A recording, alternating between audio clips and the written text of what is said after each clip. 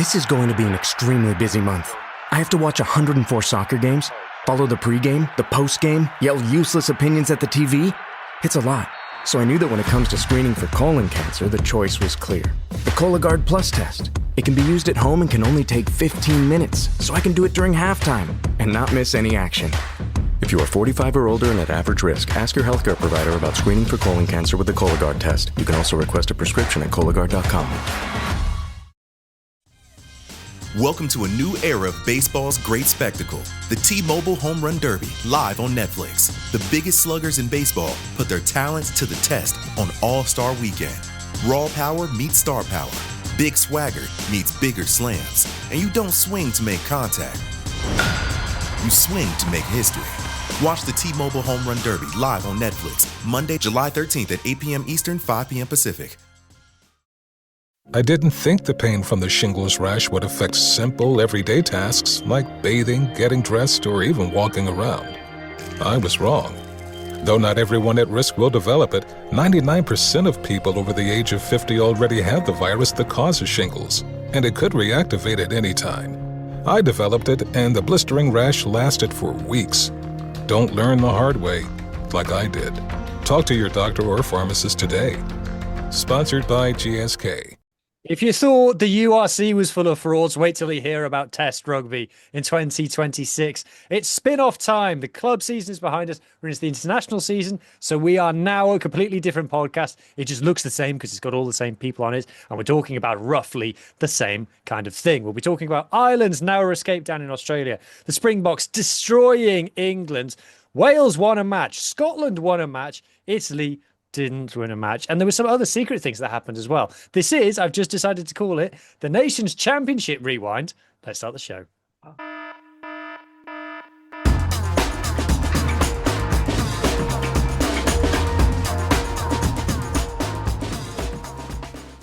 Hello, everybody. Welcome back. I want to say welcome back, but we never really left. I am joined by the full panel this evening. Irish Adam, South African Mohammed, Scottish Ethan. Good evening, gents. Good evening. Good evening. For the purposes of this podcast, I am Welsh Hugh, and don't we have a lot to talk about? If anything, too much rugby to talk about. We are used to talking about the URC on this podcast, where there's 8 games a week. And even by that standard, it felt like there was too much rugby this weekend. But quickly, how this is going to work. As I've alluded to multiple times already, this is normally a United Rugby Championship podcast. So we will only be focusing on United Rugby Championship nations, which, to the dismay of many of you, I'm sure, does include Italy, but does not include France. So, and if England are playing a non-URC nation, which they now are for the rest of the time, we won't be talking about England either. So we'll have to get all of our laughing at them in this week. But yeah, so that's how it's going to work. If you do want to find a way to find out about how France are getting on, more on that later. But in the meantime, let's pick a game to start with. I feel like because it is rugby YouTube, we do have to start with the Springboks and how they got on against England. So, Mohammed, you absolutely destroyed them. 45-21 to the Boks at home to England in Johannesburg. It wasn't empty at all. Everyone said the stadium would be empty, and it wasn't. What was it? 50,000 in the end, which I think was the biggest attendance of the week. Yeah, so it's 52,000 approximately, and it's a 62,000 seater stadium. So there's context to that as well. I'm glad they dropped the ticket prices towards the end. I do have a friend who bought tickets for a certain amount of money, and then because of the drop in ticket prices, the people within the same block as him got it the day before the game for significantly lower price. So there's that, and we'll talk more about that. Yes, very much so. So we'll talk more about that on tomorrow night's bit of an animal podcast with the whole panel, the review podcast. But overall, the game itself, going into it, I was very calm about it. And shout out to Jacob Basford, who joined me for the preview pod on Friday night. We would have done the pods a bit sooner, but the England coaching staff announced the team very late. But yeah, I was cautiously optimistic. I thought that we would win, but considering what happened last year, where we might have all been a little too enthusiastic about thinking we were just going to beat Australia in Ellis Park, and then we went and lost it. I think we were all keeping our powder dry. trying to stay a bit more humble. There were a lot of disruptions going into this game as well. There was a team sheet, and then it got flipped on its head, and a lot of like guys with not necessarily a lot of caps started the game. Most notably, Paul de Villiers at open side flank, and then Cameron Hanekom was mostly a eighth man and played really well at eighth man throughout the season for the Bulls. He started at blindside flank, which That's is a bit crazy. interesting Yeah. because I would have thought Ben Jason Dixon and Franco Marco van Staden would start at those respective positions because of their more experience. But Rassi's always got a plan, and there was sort of impact. And then as the game went, Well, sorry, just quickly on that, on the yeah. plan. A lot of people say that it's a conspiracy and that Razzie was always planning on playing this team and that Sia and Ibn were never going to play. And considering how different the back row ended up being, Mm. I'm starting to believe it, honestly. Yeah, I also saw some comments related to that. I don't give it that much thought because I mean, with our coaching staff, they're always trying to innovate and try new things. So I'm like open to the idea that it happened. I was, along with a lot of other people, somewhat skeptical that Eben Smith was actually going to start this game, considering that since he tried to blind Alex Mann, he only played 145 minutes against Connacht in Galway, and then he was going to go right into starting a test match. But I thought maybe they might wean him into the game or something. And then he sort of pulled out he got a head knock, and Sia's got sort of a hamstring sort of issue. It sort of worked out in the end. I mean, Pieter-Steph du Toit, people forget he sort of started off in all our minds as a lock because he got recruited. He's from Cape Town, but he got recruited to the Sharks as a lock replacement. He was effectively thought of as our Victor Matfield, hopefully like a five lock. And that's also something that Rassi spoke a lot about this week about like the within our setup, there's or at least the current Springbok setup, and in South African rugby in general, the five lock has a very different job to the four lock, and so on and so forth, depending on which thing. So there is an adjustment. If somebody starts at lock, they may be like, oh, he just shifted from five to four. It can't be such a big deal, but your responsibility can change significantly as it relates to that. For example, Vincent Duke is very much a five lock because he runs the line out and he steals the stuff as stealing line outs from our position as well. But like overall, we started well, and then we sort of faded a little, and then I think England had a better second section of the first half. They ended Second the first quarter, half a little yes. second quarter, and then in the second half we came out blisteringly well. There was obviously a lot of talk about like how Henry Pollack would do, and he wasn't really much of a factor. And then unfortunately for England, England. They didn't look that good, so you almost take pity on them. Unfortunately for England, they're shit. Yeah. They look, they've got two very young up and coming sort of like talented props on the bench, but neither of them like stood up. And also what's weird is that like we actually played three different loosehead props in this game because Jan Hendrik Wessels actually came on at loosehead prop. So Ox started, then Van Staden came on for Ox. Unfortunately, Ox has got a serious knee injury that might affect us going into the rest of the season. And then Jan Hendrik Wessels actually came on at loosehead, which was Malcolm Marx played the whole game. Hmm. Well, on that, I was going to ask a question on that. Is Hooker a bit of a worry? Because the line out wasn't great in this game. The line out wasn't great in this game.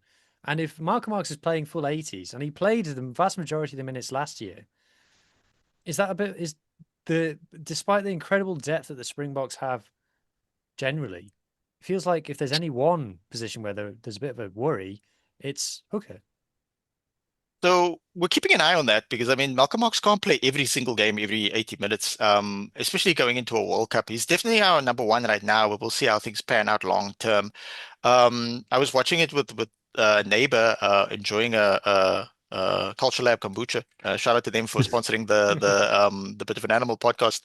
And he was saying, "Oh, Malcolm Marx is struggling with the line out throws." I was like, "Look, we're all human." But then after Malcolm Marx, there's Grobelaar, there's Jan Hendrik Wessels, Bongi. He was quite open about the fact that Bongi hadn't played in 4 months, and that's why he's not sort of in the mix. We do have some young guys coming through as well.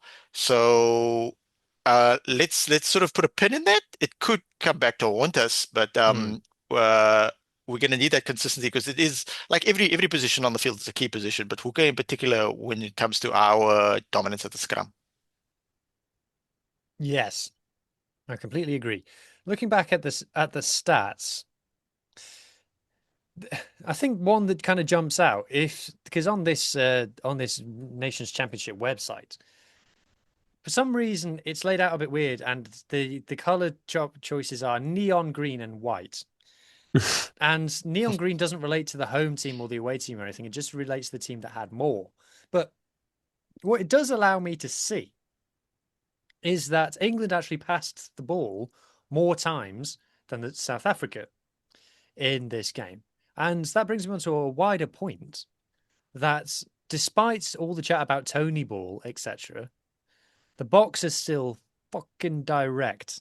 They get the ball, and whoever has the ball runs in a straight line forwards. And there's either someone in front of them. If there's someone there, they'll deal with that when they get to them. If there's not, strike time. So this is not that, as someone put it on a podcast once to me, they're not it's not the circus act Springboks. They are still probably the most confrontational team in Test rugby. I think it's a fact of attitude reflects leadership, and our leadership is headed by Rassie Erasmus, who's like constantly trying to innovate within the rugby circles. And there's this idea within professional sports that a team needs to have an identity, like, and it's true to an extent. Sort of Arsenal set piece merchants these days. The New Zealand rugby team back in the day was like very physical, whilst also being very good at passing the ball. Franco Barres, Glasgow just winning even even when they're underdogs. But the culture of the Springbok game is very much like we'll change up our game plan when it's needed. And there's an argument to say that that's a bad idea. There's a there's an argument to say you got to pick an identity and stick with it, because if you try and change due to opponent conditions, venue, your players aren't going to be able to be consistent. And that's true to an extent. But I'm not overly surprised, because remember, like the first World Cup we won under Rassie in 2019, we're playing a certain game plan, and then when we got to the England final, everyone was like, "Oh, they're just going to play up and under." And then all of a sudden, we like evolved the game plan somewhat, and they were like, "No, this is unfair. How are they this consistent in this game plan when they were playing up till the final in a certain manner?" So I'm looking forward to it. And the final thought I would say is that it's interesting that this England team, I'm not writing them off entirely. They don't look that good, but it's also interesting to see that within a 48-hour span of time, two English national teams lose, and they're going to blame it on the altitude. So, hola amigos, vamos Mexico. I couldn't agree more. So none of the rest of the stats are particularly interesting. I'm just going to look at the discipline tab. Only 6 penalties given away by the Box to 13 by England. It's not that interesting. It was just a demolition. It was a real war, this game. It was like watching two hammers being smashed together, but the Bok hammer was just stronger, made of better metal and stuff. So I'm going to ask the other lads. Ethan, what did you think of this one? I think it was a routine-ish win for South Africa. That I can't remember if it was in this chat I said it on, that Brian Habana felt uneasy coming into this game, and I'm like, really? Are you sure? And that sure England can run it close, because I think South Africa, I can't remember what the last few games between England and South Africa have been, but the one that always sticks out in my mind is the semi-final, where it was, like 15-16 or 14-15 or something. But I think South Africa's changed a lot since then and has got a lot more in their arsenal to play differently, and England doesn't have that ability. I don't think England have got a plan A, let alone a plan B. No. I said this to someone earlier. All the people who are like, "Oh, the Borthwick project, the Borthwick project, the Borthwick project." What project? Is this team any better than it was at the last World Cup? What forward movements does this England team have? I don't think they know their best starting 15. They keep playing Marcus Smith at fullback, which is an anathema to rugby, and I don't see where they're going. Adam, you're nodding your head. Yeah, I agree on that Marcus Smith point. I thought that I've not seen it. It was really like, of course I was supporting South Africa because URC, but it was really painful to watch anything that Marcus Smith did in that match. Like it was just really just antagonizingly like, come on, Marcus, you're getting paid to do this, lad. It's And gotten to the point where people who wish bad things on England and who don't particularly like Yes. Marcus Smith are going, "Come on, Marcus, you can do Yeah, it." yeah. It was just like I just could not understand what. There's moments in that game where Ches and Kobe did a sidestep, and I was like, yeah, granted, Ches and Kobe's still really good at sidestepping. Fair enough, really good. But there was also it was like moments in the England defense where I was just like, what's going on? I think was it the Williams try when he just dummied it from the ruck, just went, and there was like this massive gap, and I was like, what? It was like, right, we're just handing it to them now. Like, I thought South Africa played such a brilliant game. Don't get me wrong, but I thought England were awful.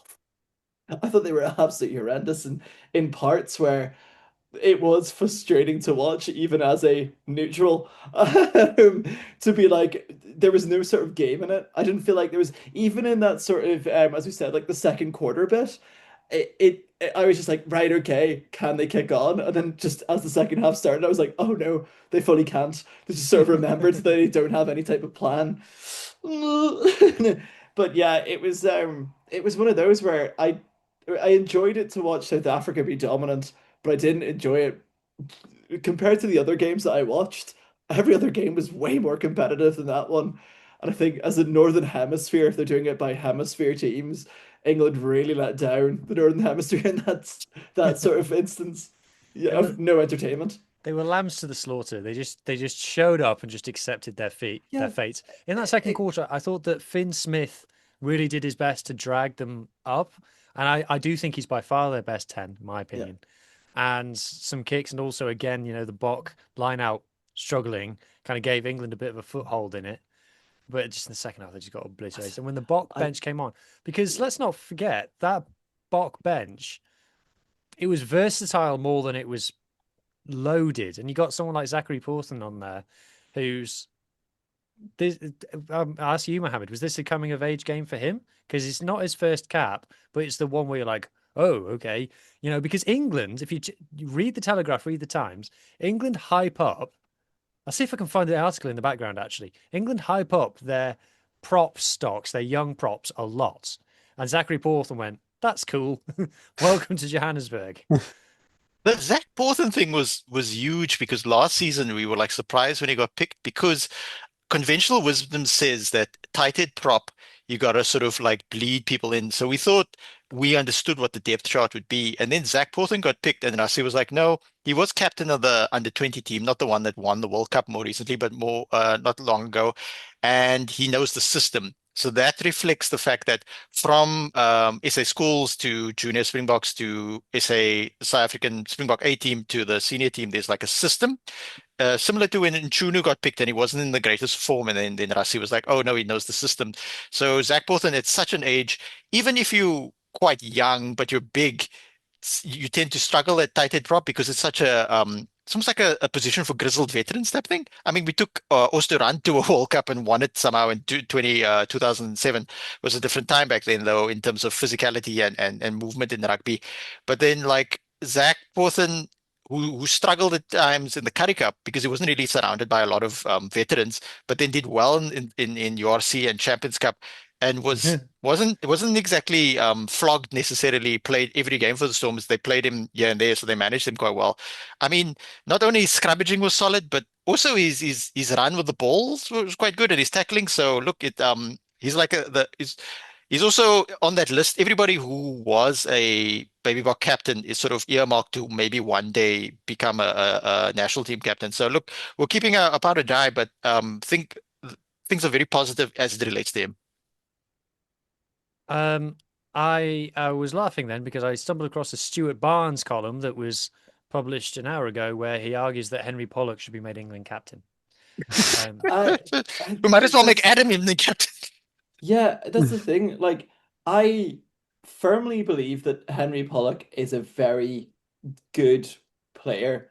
However, and also as well that there's this whole argument, and it's normally Brian O'Driscoll that says that it's normally something, not the only thing I disagree with Brian O'Driscoll on, ironically enough, but he says that we need characters like that in rugby. But if you come off the bench and you do nothing, there's no point being a cocky bastard because you need to perform after that. Like I know that he performed in the Premiership. I know he backs himself. He did this whole thing when he was smiling around, like being really confident before the stadium. But that only works if you back the team more than you back yourself in a way. And when the team went out, I'm sure they had a plan. They didn't look like they have a plan, as you said, Hugh. But he just he needs to do something this nation's championship to like sort of solidify that because I personally don't think well, he did it in spurts, but I don't think he's done it yet, where he's really announced himself into the international stage because he's always on the bench, and there is some little sprouts like that, but he shouldn't be captain. I don't think he's got the mindset to be a captain. I think his confidence needs to come with actually proving it on the pitch as well, because he made no impact. There was little to no impact when he came on, and that to me makes me feel very warm and nice inside because of that. Yeah. I think my neighbor actually said it best when I was watching the game. He was like, Henry Pollock is their Bob Skinstad. But well, what my neighbor actually means is when Bob Skinstad broke into the team replacing Gary Teichmann, Bomsky is the type of player. He's a loose forward, but he's not a physical Dwayne Vermeulen loose forward. He's a link between the forwards and the backs loose forward. So he's flashy, and Bomsky became like a because of the way he played and exciting moves on the bench and stuff like that. He became like an overnight success. He was like in it was like he was in this advert that was on TV like the whole time of like a certain brand or whatever. So Bob Skinstad was like getting all these endorsements and stuff like that, and he had an up and down career. But I think Henry Pollock is a talented player, but he's not like a physical loose forward. He's a link loose forward. So it's still good edge loose forward. And I said this on multiple podcasts. He's done well at club rugby. I mean, he won the Prem. He got to the Champions Cup final and stuff like that, but he hasn't yet matured enough and announced himself at Test rugby level. And not to say it can't happen, but we obviously have expectations from him because he has a high Q rating, i.e., people outside of rugby, especially in England and Europe, they know who he is. And in South Africa, they thought Guy Pepper was him Yeah. because we can't tell English people apart. I'm sorry. The crowd started That one booing was funny. when Pippa came on, and I was like, Yeah. "What's going on? Oh, he's also got blonde hair." So to Guy finish up, Pepper does a wee shuffle as he walks onto the pitch. Mohammed, anything for South Africa to be worried about moving forward? I think next week it's going to be very exciting against Ethan Scotland at Loftus, where Glasgow beat the Bulls in a URC final. And shout out to Ethan for joining me later this week for the preview pod. It's a mashup between Bit of an Animal and the rugby realm. There you go. Yes, the Rugby Realm, our new Scottish podcast. Make sure that you watch it and do all the things. Share it, tell friends. It's extremely important. Okay, next game. Speaking of, let's talk about Scotland against Argentina. The only question, Ethan, is Yeah. why can't these two teams just be normal? Why can't I just sit down to watch them and have the vaguest idea what's going to happen? It was part of the fun. How many cards will there be in this game? Surprisingly, only two, which back as I was there, was it 2023 that there was that big argy bargy that led to Really? unpullable cards. And that was incredibly funny. But no, it was a really good result for Scotland. Avenging the loss in the autumn in a very professional way as well. It was a bit nervy like the first 10 minutes because Argentina just had the ball the whole time. I think they ended up scoring in that 10 minutes as well. That Scotland just couldn't get the ball, but when Scotland just got into the game, I think it's fair to say Scotland were the better team overall. Yes, I think they were comfortably the better team. I think the scoreline flatters Argentina a bit because they just came back into it in the last 5 minutes. Not even came back into it, just scored a couple of tries, which made it look better than it was for them, really. Yeah. But yeah, I think it's quite a big positive. Like mentally, sure, there's that again, the last 5-10 minutes period, which is a bit like some I think best comparisons to the France game in the Six Nations that Scotland kind of did a bit of a demolition job. But if the game lasted about 5 or 10 more minutes, it could have been a bit dicey. But No, Hutchison was fantastic. One of the things I mentioned in the Rugby Realm review on this was that in the autumn when Hutch was sort of starting against New Zealand and Argentina, you could tell he wasn't that familiar with the Scotland setup. Hmm. But when you watched him play yesterday, you wouldn't have been able to notice that. He was just seamless. And then probably one of the biggest talking points is obviously Finn was supposed to be playing, but due to Absolutely. like a calf tweak, I don't know if it that fully ruled him out or if they just decided to just rest him and not. I'm always suspicious of Yeah. lower leg when they use strains and tweaks. He's got a Mm. lower leg thingy. Mm. I think that's code for we didn't want to pick him. Yeah. So Tom Jordan had to he stood up quite well. He got head injury impact assessment in like the first 5 minutes. Yeah, feels like we haven't spoken about TJ for ages. An old podcast favorite. Yeah, but he came back in, and I think for Scotland as well, given the situation of, obviously Tom Jordan probably last minute coming into it, and then him having to get a head injury assessment for 10 minutes, that disruption, then you have Fergus Burke coming in, Fergus Burke coming out. Scotland handled that quite well, Hmm. that they didn't seem too phased by that, whereas other teams it might have disrupted them a bit more. Um, but yeah, no, it was a fantastic result. And I think one of the key things for it was a lot of those tries weren't kind of like solo worldies. They were all No. set up really well, which I think Scotland needs more of. Whenever Scotland play well, I said Mm. this in my review. Whenever Scotland play well, it's always the attack. Like if you think of the famous Scotland games under Tooney, you're thinking the 50 points to 40 against France. Again, attack amazing, defense who cares? Even the 38 all game against England. The defense dreadful in that game, but the attack was amazing. So that is quite Gregor Townsend. Gregor Townsend's Scotland is everyone's like, wasn't the attack amazing? And I'm going, what about the defense? Like, who cares? We won, and which to be fair is kind of how rugby is these days. So, you're not an outlier in that. But whenever Scotland play well, it's always the attack that we are talking about. Always. Yeah, I think at least initially in the start of the game, I felt the defense seemed a bit more solid. That funnily enough, when your defense coach works for you full time now, you get a bit of a different result.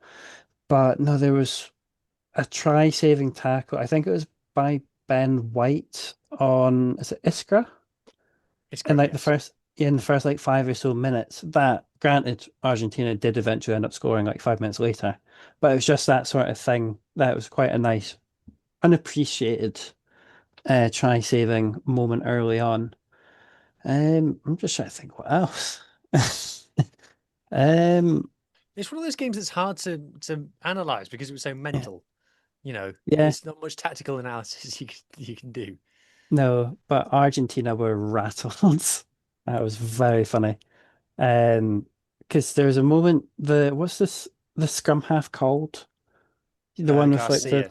yeah, guys, just ended to get pulled away like a Looney Tunes character sort of thing by Xander. Because I don't know what it was. I think that was when we had a maul at the Hmm. end of the first half that went down rather suspiciously.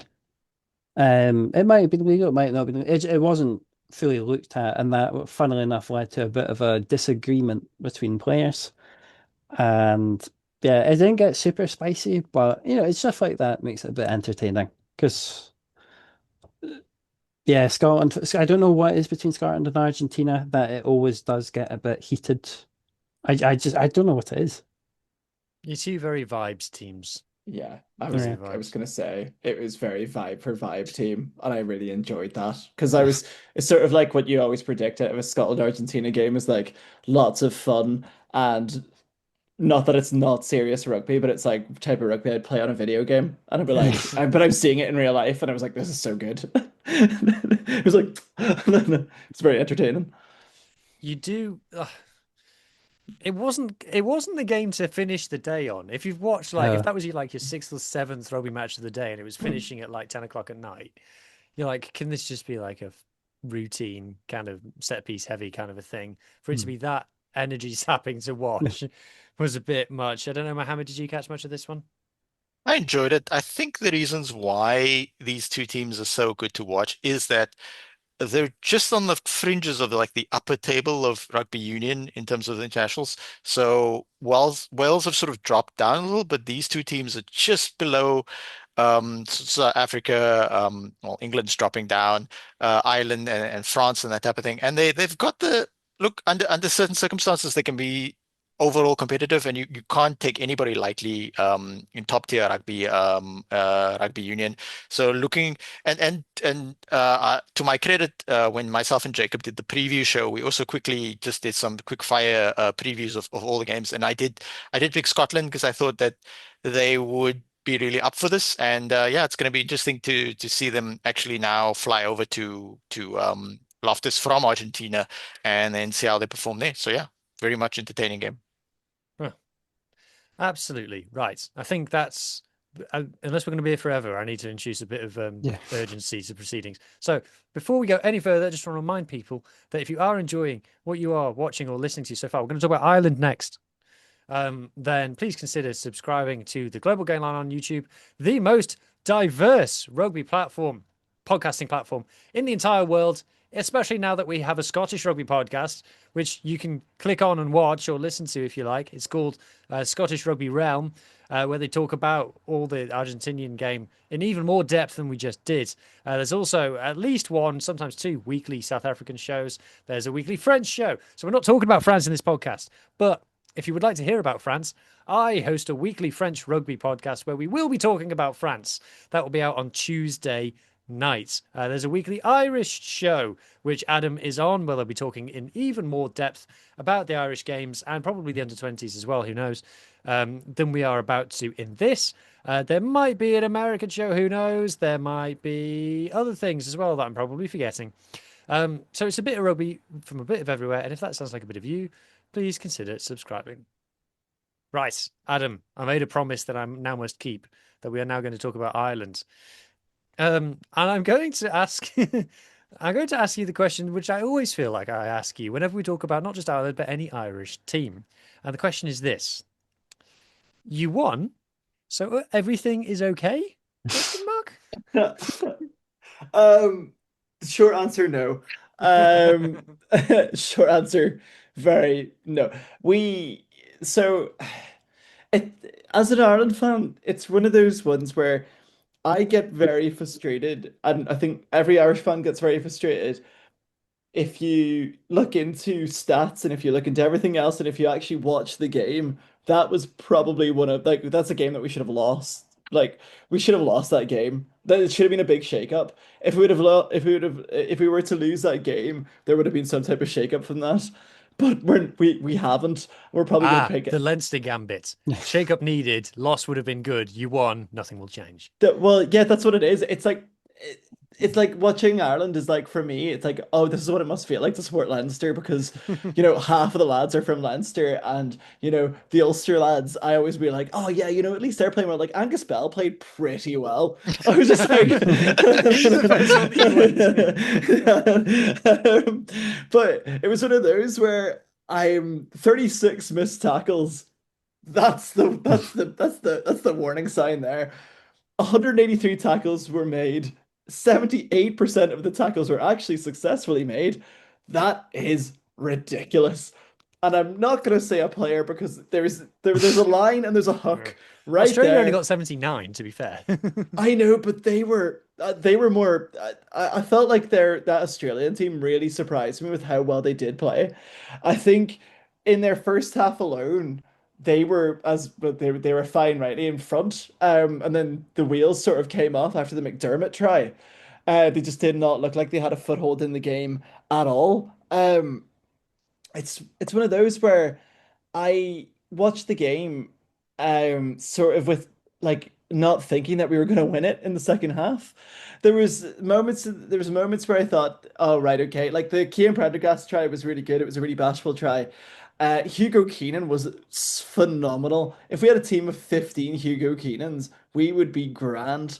But there was something that I pointed out about this Irish team that is really worrying to me. And I feel like, Balakoon came out injured beforehand, and that would have added a bit of speed. But that was a really, really slow backline. I don't think that our backline was necessarily that quick. So that sort of had to resort us to play like we had a bigger pack, which we do have a big pack, but it's not necessarily big in terms of Southern Hemisphere standards. There was moments in the game where James Ryan sort of was past the ball and he just didn't register that the ball was passed to him and it just bounced off his chest. That happened twice. There was a part of the game where, another thing that happened twice was we got caught out in the wing twice. Prendergast was covering the wing, which traditionally in a rugby sense you would put your least defensive awareness aware player on the wing. But Australia always seemed to shift it on that wing at the exact perfect time. And we played Jamie Osborne, who's not a traditional wing, a very, very good player. I would have probably started Hugo Keenan at wing and Osborne at 15 due to, their experiences in those positions. But Osborne got kept caught out as well multiple times on that wing as well. It was really frustrating. There was really good performances. Like I said, Hugo Keenan was phenomenal. Nick Timoney, when he came off the bench, was also phenomenal as Yeah, well. good player. Um, but there was players as well that Wow. Sorry. yeah, yeah, Ireland had one scrum in the whole game. I'm starting yeah. to see this stat more and more. I'm sorry to interject. We'll let you get back to Sorry. it. The games where teams only have like a ridiculously low number of scrum feeds, like Australia had six, which isn't many, but I'm seeing this as a trend now of teams just having fewer and fewer and fewer scrums. Like, is this rugby union anymore? Come on, guys. Yeah, that's another thing that I thought as well. Like, the loose head prop conversation comes into play. Like, I thought O'Toole was of he's very good in the loose. However, as you said, there wasn't many scrums to base his loose head propness off. And Yeah. that's a pretty big thing about, I think, it's given me a warped perception on how the likes of like Furlong was pretty good around the fringes, but there was moments where he got caught out as well.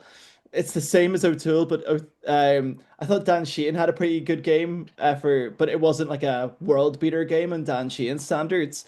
McCarthy had a pretty quiet game. Like there was a lot of quiet games. Hmm. I thought Sam Prendergast was exceptional in attack, and it's really frustrating how it translates in defense.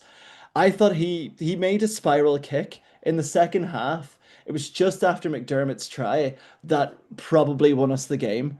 That spiral kick that he did, it was like just about a 50-22, I believe. Was it 50-22? It was close anyway, but that was the kick that won us the game. I thought he was really good at commanding the back line, but it really sort of frustrated me how much we were caught out in defense. And I do think as well, it's not down to Sam Prendergast, it was down to communication. I put on the global gate, no, I put on the Interpro Show group chat that our blitz defense went one up, two up, then three up, and there wasn't any type of communication in that back line.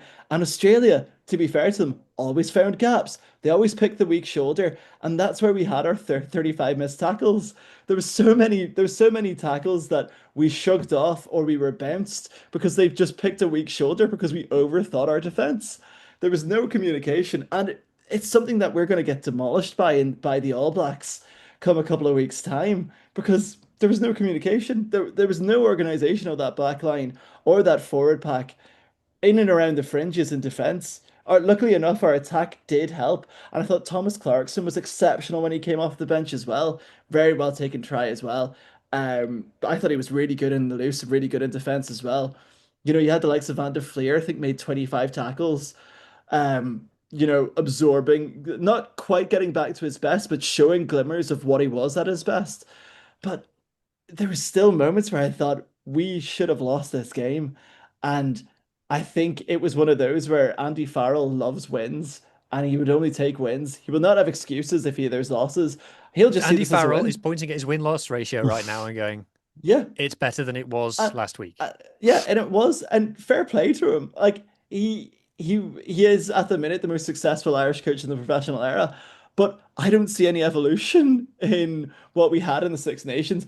I think we were somewhat I think in an ideal world we'd have a much faster backline. Dan Sheehan was probably the fastest player on the pitch. There was a moment where I thought Stuart McCluskey and Bundy Aki center partnership would have looked really cool 10 years ago. Um, but I thought they worked pretty well I thought Bundy came off the bench pretty well. But as I said, I thought it was more to do with Australia running out of steam in that second half and Ireland sort of, getting very lucky in terms of moments where there was like a yellow card as well because Australia kept on creeping offside. There was a moment as well where, there was a couple of missed tackles and then Prendergast made like a half tackle to slow it down just a little bit for Hugo to smash a player. Like there was those moments that we were really lucky in, but I think there was a lot to do with us being lucky than us being really skillfully aware. And I think our attack was superb. It was just our defense was awful. Australia seem to have a habit of starting their years well. They tend to do better in July than they do in November. And of course, they're at home in July and stuff. But they tend to start respectable. And by the end of the year, you're like, oh my God, like make this end. For me, if you stack up like the 10 most recent games between that Australia have played and that Ireland have played, for me, I think that Ireland were clear favourites. And to only sneak it by 2 points is an underperformance, in my opinion. Donaldson's kick at the end. What was he thinking? Friends don't let friends take those kicks on. Yeah. It's like, yeah, I can get it. I can take this on. No, no, you can't. No, you can't. Like, you are going to miss this kick. Are you Lee Halfpenny? Are you No. Tomo Ramos? No. Okay, we're not taking this kick on then. I've never had doubt leave my mind as quickly as when he struck that ball. It was almost like when to bring it back to like do you remember like the 2013 Lions when Curtly Beale slipped? And it was right in front of the post. That Yes. was a way easier. That was a way easier kick, to be fair to him. But as soon as he struck it, you knew. And as soon as he struck it, I just saw it go right, and I went, "Oh, all right." I was like, "Yes, come on, you boys in green! Another win for the green machine." But it didn't feel like a win that I was just like out of my seat going, "Yes!" for. I was just sort of like, "Oh, we escaped. This is like another win for the bad guys. Like this is all right. Like this is okay." Mohammed, South Africans love Ireland. Were you happy about this one? Yeah, I mean, like I was kind of rooting for Australia as like an underdog. I want them to be competitive, considering the World Cup's going to be there. And then, unfortunately, they lost. I didn't get to watch it live. I basically just watched it after the fact. And yeah, overall, like I understand there was a ton of Irish people in the stands because apparently Irish people love to immigrate to Australia. Although there's a bunch of them Everybody here does. as well. Have you been to Australia? Yeah, I missed the flight and accidentally ended up in Merseyside, to be fair. Oh, okay. Yeah, the kind of thing. It's I've not been so to bad, Australia. lad. It's great. Have Yeah, you? it's quite There nice. All there are all spiders, but apart from that, it's fantastic. yeah. So yeah, interesting game. Australia certainly moved the ball around quite well. Australia's backline moves were quite slick and stuff. And so yeah, we're hoping that this is sort of like a springboard for Australia to be. I mean, I should be rooting for Australia because we're all in the south. Gotta root for the south. Yeah. Ethan, have you Hemisphere been to versus hemisphere. Australia? I've not. My mum and dad used to live and work in Australia in the 90s, so I have a slight soft spot to Australia. I think I've also got some relatives over there, but you know when it's like your uncle, your non-biological uncles, like brothers and sisters, so they're not blood relatives, still part of like the overall family. So it's kind of yeah. Um, but I think it's a bit of a shame for Australia though, because I think they really needed that win for the health of rugby in Australia. Mhm. That would have been quite a nice win for them to get everything kind of back on track. But it's been really weird though. Like Australia, even at their worst over the last few years, have managed to drive Ireland quite close. Because there's one, I want to say 2024, that Australia only lost by like a point or two Yeah. points in Ireland. And Mhm. that's kind of peak rock bottom for them. And I remember watching that thinking like, geez, oh, where did this Australia come from?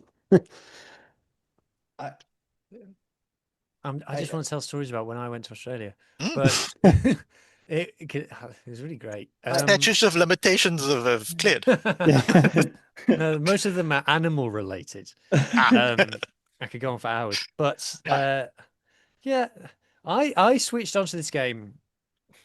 I watched the end because the games kind of clashed at times on Saturday, and so I watched the end of Japan versus Italy, and I switched on and I saw the score line, and I think Australia scored like another try immediately after I switched on, and I just like posted on Blue Sky, what's going on? What's it, happening? it, This isn't how game was supposed to go. it wasn't. Do you know what it was? It was peak Joe Schmidt. It was almost like watching. It made me feel like really nostalgic watching that Australia team because I was like, it reminded me of the good old days of like, will they, won't they rugby. And I must say, it was Valentini, superb, so good. I don't think there was a carry that he did where he didn't knock over through few of our lads.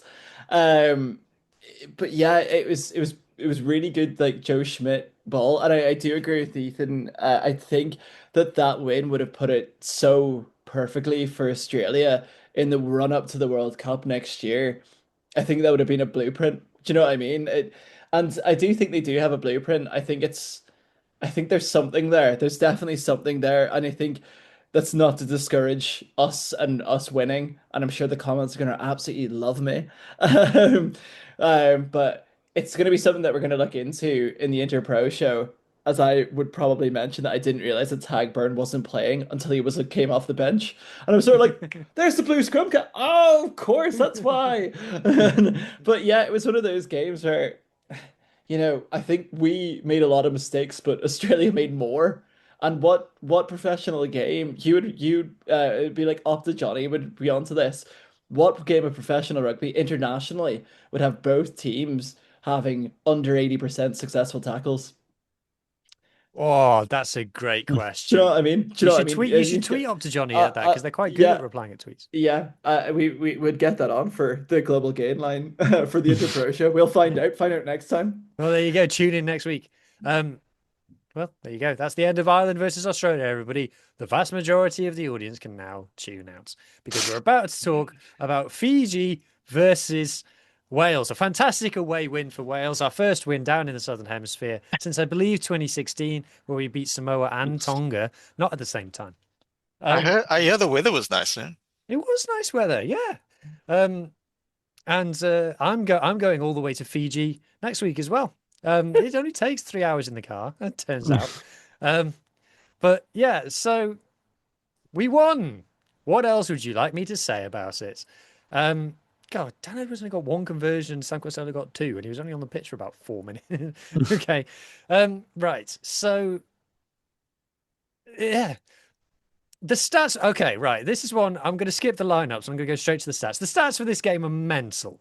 The stats for this game make no sense whatsoever, right? So tries, Fiji only scored 3 and Wales scored 6. Carries, Fiji 167 to Wales is 80, more than twice as many. Meters gained, Fiji 674 to Wales is 259, more than twice as many. Passes, Fiji 180, Wales 80, 100 more passes by Fiji. Offloads, Fiji 32, Wales 2.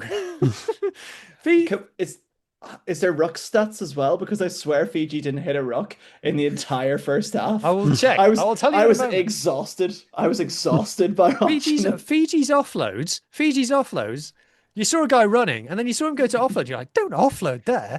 And then the ball would leave his hand, and there was a kind of a time warp, and you couldn't really see what was happening anymore. And time became a different thing, and all the words turned into soft focus. And then it all focused again, and another Fijian guy had the ball in one hand. And you're like, Yeah. how? How did he do that?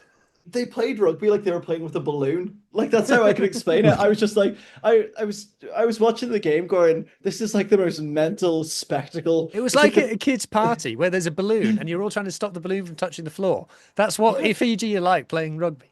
Anyway, so Fiji have made 32 offloads in that last game. The next top team for offloads last weekend was France with 12. Fiji made 20 more offloads than any other team. Clean breaks, according to this, and I'm a bit skeptical of this stat, honestly, but clean breaks, Fiji 24. 24! Wales 5, and defenders beaten Fiji 42, Wales 16. And yet, Wales won the game 39-24.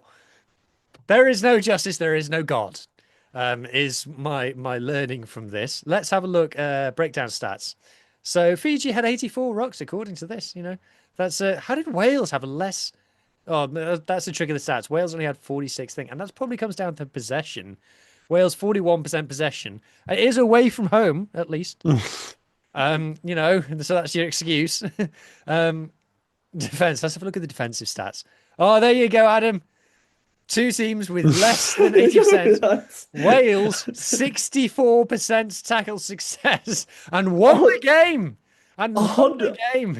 160 tackles to 73 is ridiculous. How has this been a game of rugby? Warren Gatland would be so proud. This is like the biggest amount of Gat ball. This is like Gatland ball to a T. So yeah, I watched the game. I've watched the game back. I've watched the first hour back. In the first 20 minutes, Fiji blew, I think, 3 very clear-cut try-scoring opportunities. Just bombed them with just a skill error. And you're like, oh, lads, why? And even as a Wales fan, I'm like, come on, Fiji. Because they're so entertaining. It was so good to watch. And look, okay, right, come on, serious now. From a Wales point of view, Wales have now won 3 games in a row. Against Italy, the Barbarians, and Fiji. But 3 games in a row it is. 2 of which were away from home. And yes, they didn't play thrilling rugby. It's not the kind of rugby, from a Wales point of view. If you're someone who's never watched rugby before, and you ask them, like, who are you going back to watch again next week? You go, Fiji. I want to watch them again next week, even though they lost. But Wales, the thing against the Barbarians that Dewey Lake said in the press conference, which I was there for, he said, we got sucked into playing the Barbars game. And against Fiji, they did not get sucked into playing the Fiji game at all. They said, we are going to go from one set piece to the next set piece. Sod this rugby malarkey. Let's just scrum and maul and scrum. And they did it, and it worked. And especially in that last 10 minutes, I thought that Wales mostly managed the game very well. And just ground it out and made it look kind of easy by the last 10 minutes. I think Fiji kind of half quits, to be fair.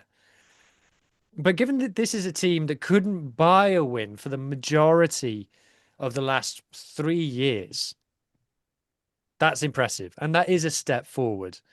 Is there still loads to be worried about? Absolutely. Absolutely. There will be teams who will have a better conversion rate than Fiji. There are teams who, won't be able to do ridiculous, unbelievable long-range attacks like Fiji can do. But there will be teams who... there will be teams that we can't just scrum and maul off the park. That's not our identity. That's not our DNA. If we come up against an England and Ireland, a South Africa, an All Blacks, maybe even an Australia, we're not going to scrum and maul them off the park any day of the week. So that's not going to be a plan every single week. But we're just building. It's just about getting the wins at this point for Wales, and we did that. So got to be happy from that. Dan Edwards has been getting a lot of stick online. I actually think that this is one of his better games. I think it's a very classic case of if a player scores a try and kicks his goals, then people say he played great. But there are games where Dan Edwards has been, at times, really not very good at all for Wales this year. But because he scored a try and because he's kicked his goals, people turned a blind eye to it. But in this game, where I thought he was actually, defensively, he was suspect all game. But mostly, I think it was one of his more solid games as a fly half. But because he didn't score a try and he didn't kick his goals, people get laying into him. So that's a bit unfortunate. Thomas Williams coming back had made a big difference. Like I said, the set piece went well, so that's credit to the type 5. Eddie James is great. We need to figure out a way of getting Eddie James into the game more. Blair Murray, great. That has a lot of stick as a player. Still not great in the air. But counter-attacking, clearly Wales' most dangerous player by a lot. So you can't drop him off the back of that. And then I think experienced players like Josh Adams, um, the front row replacements, I think were all experienced, all made a difference. Just saw Wales over the line a bit, and I liked it. So generally, you've got to take it, but I'm not getting carried away by any means, by any stretch of the imagination. Any questions or comments about Wales? Where next? What do you want to see next? What do you want to see them do in Argentina? I would like to see them have a bit of a sexier attack. I would like to see them have. The thing is, Argentina's set piece isn't that great, so we'll probably get parity at least in that department. I would like to see them maintain that control because there are times against Fiji, and look, it's very hard to be in control against Fiji all of the time. But there were times against Fiji where there was no control at all during the game. Like I said, in the last 10 minutes, it tightened up. So I would like to see that improve and just. We kind of just sat back and defended a little bit against Fiji. And I think that Argentina's attack isn't that clinical either. And we'll get onto it when we talk about their predictions. I don't think I think Argentina are a team that are quite flaky indeed. But I would like to see Wales try and be the aggressors in general play in every facet of the game, because I still think there are lots of facets of the game where we're quite passive and we kind of try and hang on. So for me, that's what I would like to see. Very nice. I think it's one of those with Wales. It's like you said you defended a lot with those stats. Did you? So then, 36% tackles were sort of missed. But hey, look, you got a good win out of it. Yeah. Anybody else got any thoughts? Any thoughts on Fiji? Oh, they were superb. I thought it was one of those where they were really unlucky to win it, and I really enjoyed watching them play, but they had so many injuries in that first half that they couldn't have really planned for. Oh yeah, Um, Randraja. yeah, and their loose head prop, I think, got injured. Was it Yeah. just after the second half, or is it just before the first half finished? But yeah, they had a few injuries that looked quite serious, which would throw a team off in general. But just seeing how they can just almost float the ball up midair, was pretty spectacular. And I'm like toying with the idea of going to the Hill Dickinson. I still think there's tickets. I'm in Manchester that morning before, but I'm like, I'm toying with the idea. Mm. Ethan Mohammed, anything? I'm just thinking realistically in terms of the table position for the respective I'm glad you hemisphere. brought it up. Wales are top of the Northern Hemisphere Yeah. pool, thank you. Do you think for Wales coming fifth might be the goal? Because I don't see Italy Yeah, I think winning. it's a great question, and I think possibly I think one more win might be enough to get fifth. Because you look, everybody obviously gets to play Japan and Fiji, and we've played Fiji away and gotten an away win, so we get to play Japan at home, which is completely different. Um, but then because Japan beat Italy as well, Japan might not finish bottom of the Southern Hemisphere pool. It does look like Fiji. Well, we'll see. We'll see. We don't know. It's unpredictable. That's what makes Yeah. it good. I am Eh, enjoying this tournament though, but and we don't talk that much. We're not going to talk every week about England, but the whole England thing is a little weird considering they flew to South Africa and then next week they're flying back to England to play at Hill Dickinson. And then I don't Yeah. know, who do they play next? Are they going to Argentina? Argentina. So Yeah. Yeah. that's weird. Wow, because they don't necessarily have a lot of really good players. So maybe they drew the short straw, but we're never gonna don't cry for me, Argentina type of thing. It is the jet lag cup, very much. It is a lot of air miles being racked up there.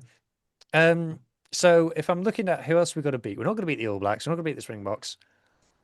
We've got Australia at home. Probably not. But if we can get a losing bonus point out of that, or a try bonus point, France getting 2 bonus points in New Zealand is massive. Um, Mm. This and is such a confusing tournament. I'm like looking at the finals weekend going, there's 2 games on every day in November at the end of this. And all for that trophy that looks like, as I said in the group chat, the burnt Six Nations. In South Africa, we don't care what the trophy looks like. We just want it. We're just there. Um, so yeah. So who knows? But I think fifth is an achievable goal. Definitely. I don't think we'll get onto the predictions in a bit. Before we get onto the predictions, just want to remind audio people, anybody listening on audio, hello. It's really hard to grow on audio. So if you could share links with friends, that would be a big help. Also, 5-star reviews, they're great. We like those. And also on Spotify, you can leave comments. I assume producer Lee reads and replies to those. I've never looked, but it could well be a thing. So do all of those things, and we'll be massively appreciative to you, and tell people just how good this podcast is, because I think it's great. Right. Last one to talk about, Japan versus Italy. This is, yes, a URC nation. We do have to talk about them. We put it's Benetton in Fraud Watch in our URC show, and this felt like a very Benetton performance from Italy. It was like, what were you trying to do? They scored one try in the 4th minute of the game, and then scored 3 points for the entire rest of the match. They really, first of all, they've put an extra 10 years on Eddie Jones's career with this result. So thanks, Italy. We've all got to put up with that now. But they were nowhere near it. Japan smashed them. Really. If anything, I think that the scoreline flatters Italy. Japan were miles better than them in pretty much. I thought Japan. Okay, jokes aside, I do think that Japan played really, really, really well. In Warner Dearns in the second row, they've got an absolute world beater. He's an incredible player, and just the amount of detail in the game. I do think that eventually Japan kind of always go all in with their detail. So I think by the time they play like the 5th game in a row, A, they're knackered because it's a really energy sapping game plan. And B, everyone's seen all of their plays. They don't have any more plays left. So people kind of figure them out. But it's just classic shittily, isn't it? I mean, like it's after that Six Nations where they were so to be honest, they got some great results in the Six Nations, but their underlying stats weren't great. And what an underperformance. Because you look at this Italian team, again, the Benetton thing that we talk about every single week. Look at this team on paper. There's nothing wrong with this team. It's not, a world all-star 15. But look at this backline. Varney, Garbisi, who is invisible. He just is.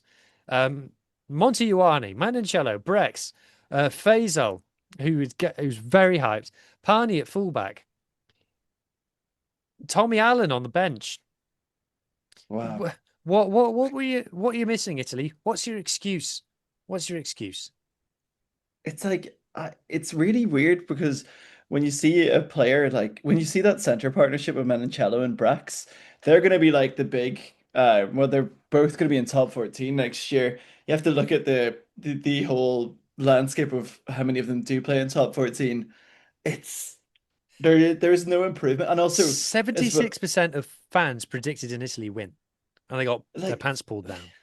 It shows the strength of Japanese rugby now, but when I look at it, like this is a game that I sort of like was in and out of. I was like going in between. It was like over that weird half bit where it was like just about crossing over with the New Zealand France game, just about crossed over with the Ireland Australia game.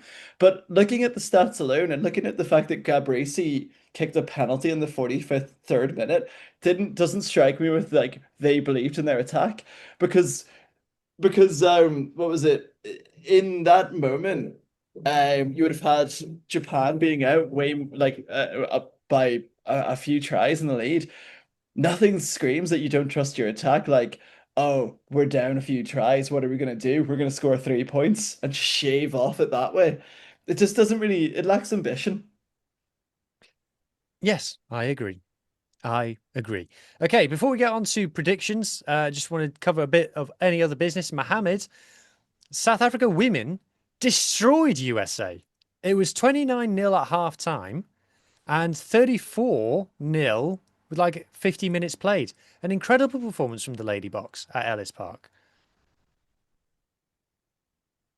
Unfortunately, I wasn't able to watch this live, but thanks to our former bit of an animal contributor, Lisa B, who was like giving us updates on Reddit and stuff like that throughout the first half and stuff.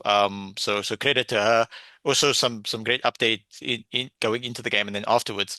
But like going into the game, I thought that we were slight underdogs, and obviously this was also the curtain raiser to the major Springbok game.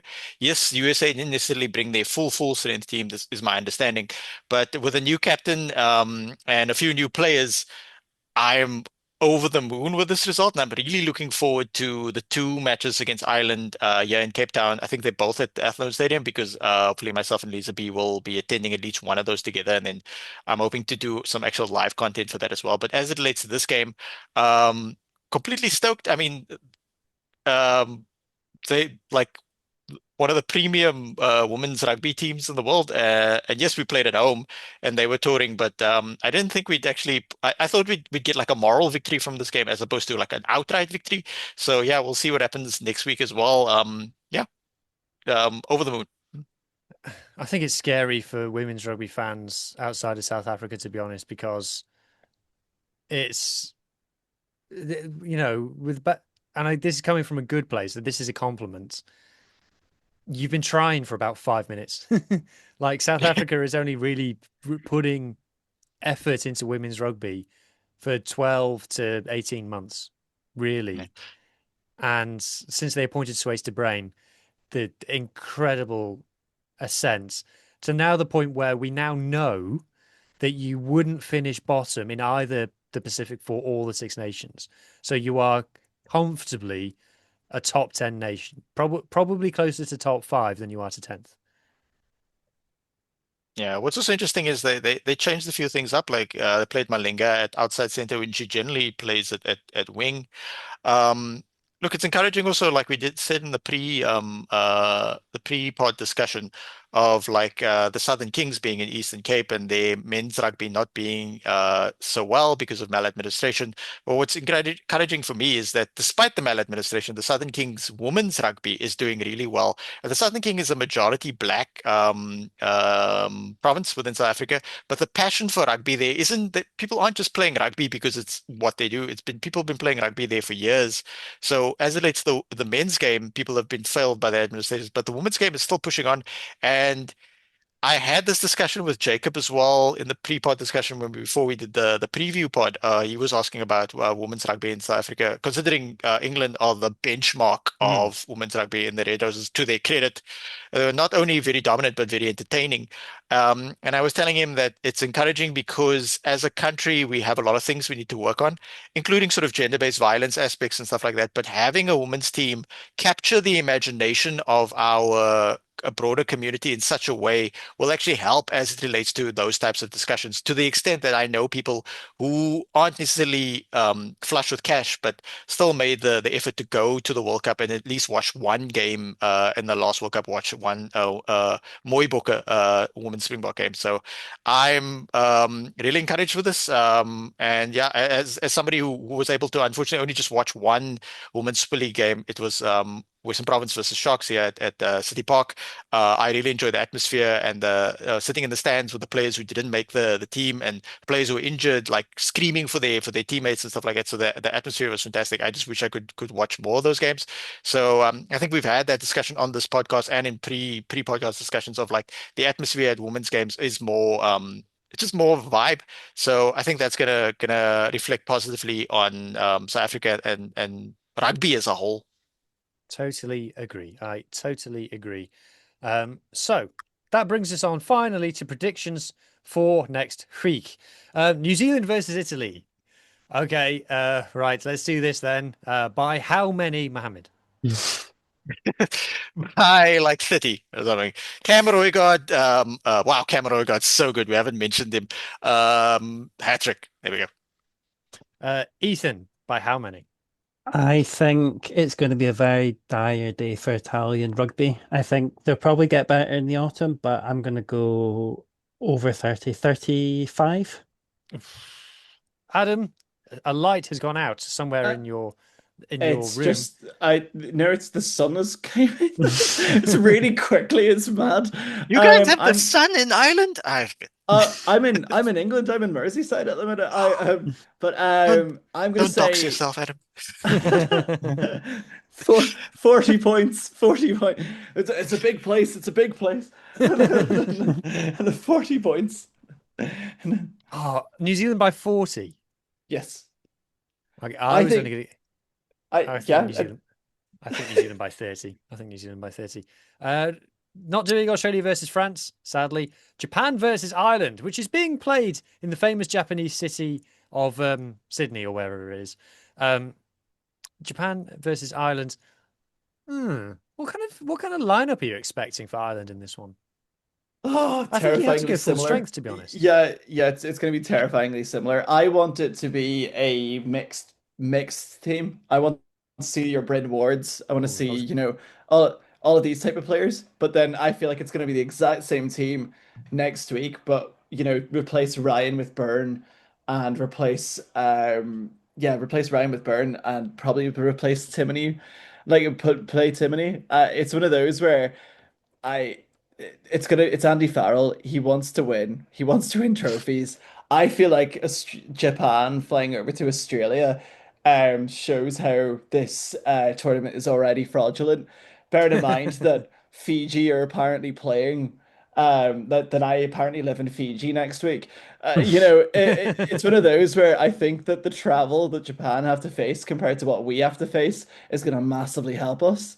But I do feel like it's going to be a full strength team, hopefully with a bit of a change in the bench, hopefully with a sign of Nathan Doak and or Craig Casey. Casey didn't get on the pitch. I know that Gibson Park is our vital player, but we cannot. Well, it's terrifying now that we're relying on him so much that he is going to be tired at some point. We need to give him a rest at some point, and I feel like this Japan game needs to be that. Mm. Put him on the bench, play him for 50 minutes if something doesn't go right, granted. But yeah, I'd say it's much of the same. I'd say an Ireland win by about 20 points. Okay, Mohammed, Japan versus Ireland. Ireland by 5, and I do hope that they actually rotate. Because come on, Ooh, Andy Farrell, you can't just keep flogging the same players. You have so many talented as players. I said Like it rotate before, a and little. I say it before, and I said it again. Connor Murray and Peter O'Mahony would both still be being picked by Andy Farrell if they hadn't retired. Well, 100%. yeah, that's the thing. Like James Lowe would be picked if he was in an Irish provincial setup team. Mm, So, do you know what I mean? Like that's the thing about Andy Farrell. He's loyal to his people that he's stuck with from the start. And I feel yeah. like we need to start looking around a bit more because look what happens when we've done really well with them. The likes of Jamie Osborne coming through. I think Gary Ringrose needs a rest next week as well. There's a couple of players that we need to look at blooding through now, and I think this is the game to do it. Mm. Ethan, Japan versus Ireland. Well, this will be the first game Ed Jones will be back for, so Ireland will win by about I'm gonna go 18. I think it'll be a few I think I tries. went 18 as well. I think Ireland by 18 is reasonable. We're not going to get to talk about Fiji versus England, which is a shame. Although we do often do Fiji talk on the French pod. Top 14 digested. Tune in for that. South Africa versus Scotland, a URC derby. Now the URC nations were 4 from 5 this weekend just gone. That doesn't feel like it's going to happen next week. But South Africa versus Scotland, Ethan, what's your hope level at? I think it's the sort of thing that the last few games we played against South Africa, that our attack was completely suffocated. So it was still a fairly tight margin. So like they weren't blowouts, but it's the sort of thing that if we score a few tries against South Africa, even if it's just one or two, that would be technically an improvement. But I think both teams since then have added more to their arsenal and have become more well-rounded. So it's harder to try and judge that. But I still think South Africa will win by about 16, by like two tries and maybe a penalty or something. Mohammed, what say you to that? Where do Scottish international rugby players play when they tour South Africa? By their parents' house, of course. Um, I think it's going to be much closer. I think we're sort of like trying to keep our feet on the ground. It's going to be sort of a Glasgow plus a few good top 14 and some Edinburgh players here and there. Um, what teams South Africa can and are able to pick out is going to be also interesting. It's going to be like a short turnover, considering sort of injuries and stuff like that and sort of lock issues. So I expect us to win, but I think it's in a significantly closer game than us against England. Interesting. It's closer than Scotland versus it's closer than South Africa versus England. That's an Mm. interesting way to look at it. Adam, I think I would agree with Mohammed. I'd say South Africa by 10. And I would hope that I think Scotland have more of a game plan and more of a drive than England did last week. So I'd say it would be by 10. I know that it was relatively not close, but closer in scoreline. But I think, yeah, I'd say South Africa by 10. I'm hoping for a really good game from this. I think there's a chance. Where's it being played? I forget. No, no, So, Ellis Park. Sorry, not Ellis yeah. Park. Loftus, Loftus. I Loftus. mentioned it So earlier. Yeah, altitude it's again. just yeah. So it's just the Wales game. I can't remember where that one's going to Loftus, be. famously Um, the venue for an iconic URC title lift. Fortunately, Yeah. just not for the Bulls. Um, I think South Africa will just destroy Scotland up front, and I think that Scotland will get a couple of sexy tries, maybe three. But I do think that the Box will win this by as many as 20. I'm yeah, going for as many as 20. it's also challenging for Scotland having to fly in from Argentina, so there's that factor Yeah, as that is a well. real bum deal, but oh well. Bring back Super 18, I say. So and then finally, Argentina versus Wales is the last game. I'm going for a Wales win. I think Wales win this by two because I just think that Argentina are just a bit iffy. And I think that Wales are a team who know their limitations. And they're just anything that they can't do, they're just going to go, we're just not going to do it. So, whereas Argentina are a team who goes, we're not very good at this, but let's see if we can do it this week. You know, that kind of a thing. You I could do think that just Argentina are better players, but I don't know. What's the point of being a fan of a team? Yeah, you could just see the monkey paw in the background of Hughes just closing as Welsh domination starts to appear again. I think that would be really good for Wales. I think I would agree with you on Wales by within a penalty, I'd say. And I'd say it would be decided by like a last minute kick. Because I think this nation's championship is better than what I was expecting it to be and closer than what I was expecting it to be. And I think Wales beating Argentina in Buenos Aires would benefit. And then when we play the Springboks in week 3, it's a top of the mm, table clash. First yeah. versus second. Obviously, Wales being first. Um, Ethan, It's a hard one because it's kind of Argentina also frustrates me in that I'm pretty sure they had a really good rugby championship last year by their standards, and then you just never know. And I think it's the first game that they've had since or against us, when they played us yesterday was the first game they had since the autumn. So part of me thinks maybe it was just a bit of rust, and they might be able mm, to shape themselves into it for next week. Um, I can't, if I see Argentina winning, I don't think it'll be a very good win. But same with Wales. I think it will be tight, but part of me thinks it's Argentina maybe shaking off a bit of rust. interesting. Mohammed, did I ask you? I can't remember. No, you didn't. But yeah, Wales having to fly over is a factor, and I think Argentina will probably bounce back from that disappointing performance, maybe play a bit more conservatively. Yeah, lots to factor in there. It's a bit weird from a South African perspective because we're in the URC with Italian, Welsh, Irish teams, and Scottish teams, but we're in the southern hemisphere of this tournament, so we don't know like who to root for week on week. But yeah, good luck to Wales. Yeah, I want to see more parity within top level rugby. So yeah, I'm gonna be rooting for the underdog, like I was rooting for Australia against Ireland. No offense to Ireland, except for Andy Farrell. Okay, well, there you have it, ladies and gentlemen. What have we learned?